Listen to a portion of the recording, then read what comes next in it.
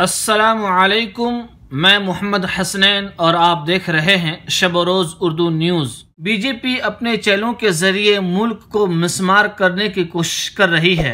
आज हिंदुस्तान किस ईंधन से जल रहा है, ये बात किसी से पोशीदा नहीं है। हर कस व नाकस के कानों में हर वक्त ये बात गर्दिश कर रही है।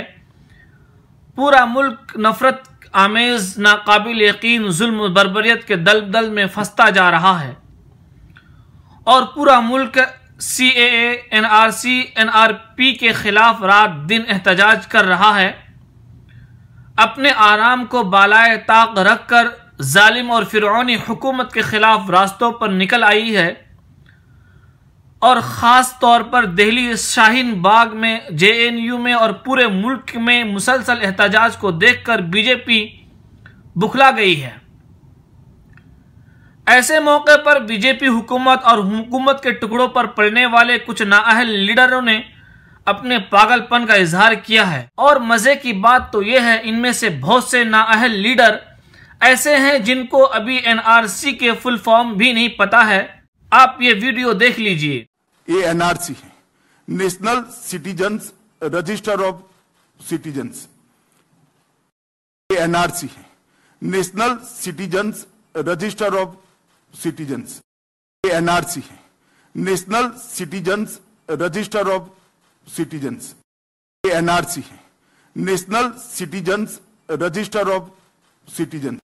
ये NRC है, national citizens register of citizens.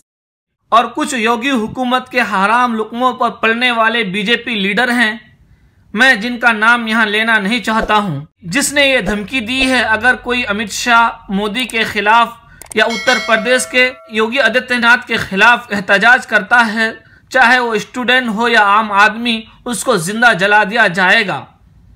ये RSS के गोद में बैठकर RSS के गुण गाने वाले लीडर बुखलाई हुई है, बुखलाकर ये आवाज निकाल रहे हैं। पुरअमन तरीके पर एहतजाज करने वालों को जिंदा जलाने की बात कर रहे हैं।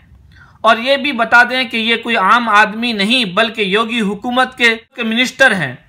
तो क्या आप इस बात का अंदाजा लगा सकते हैं कि ये लोग किस तरह से भारत के आइन की धज्जियां उड़ा रहे हैं, जमहूरियत की धज्जियां उड़ा रहे हैं, जो हिंदुस्तान के संविधान की भी धज्जियां उड़ा रहे हैं। जब मुल्क में जुल्म बढ़ रहा हो, ऐसे मौके पर जुल्म के खिलाफ आवाज बुलंद करना हर हिंदुस्तानी का हक होता है।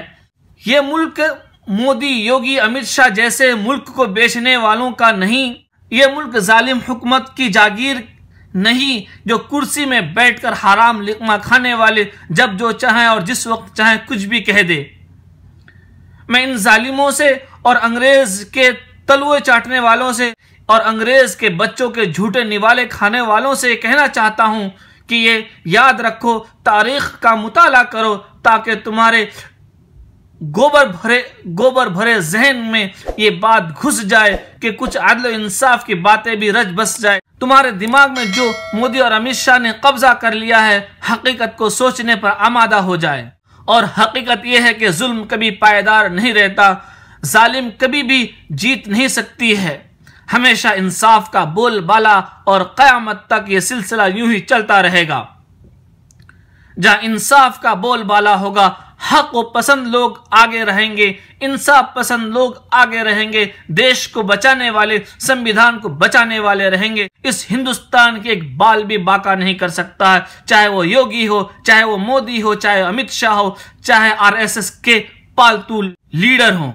और हिंदुस्तान भी वो तारीख देखेगा, हिंदुस्तान भी वो दिन जरूर देखेगा जब जुल्म का मुकम्मल खात्मा होगा और इंसाफ के परचम तले तमाम हिंदुस्तान के अवाम एक जगह, एक प्लेटफॉर्म पर खड़े होंगे।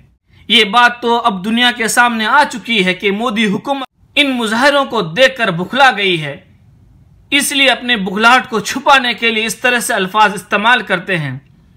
इसलिए मैं हिंदुस्तान के हर फर्द से, खास करके हम बिरादरान वतन से, स्टूडेंट से, चाहे वो जामिया के हो, चाहे वो मिल्लिया के हो, चाहे वो JNU के, चाहे किसी भी यूनिवर्सिटी के हो, और इस हिंदुस्तान के मुस्तकबिल से मैं और गयूर नौजवानों से और इन शेरों से मैं दरख्वास्त करता हूं कि ये सिलसिला उस वक्त तक ना रुका जाए, उस वक्त तक ना ठहर जाए जब तक कि ये हुकूमत अपने काले कानून को वापस ना ले ले।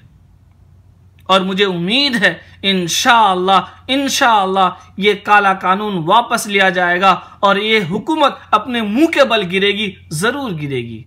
आज के लिए बस इतना ही। इसको लिखा है अब्दुल माजिद ने और मैं मोहम्मद हसनैन, और आप देख रहे थे शब व रोज़ उर्दू न्यूज़। दोस्तों, कमेंट में आप हमें ज़रूर बताएं आपको इनमें कौन सी बात अच्छी लगी। अस्सलामु अलैकुम रहमतुल्लाह।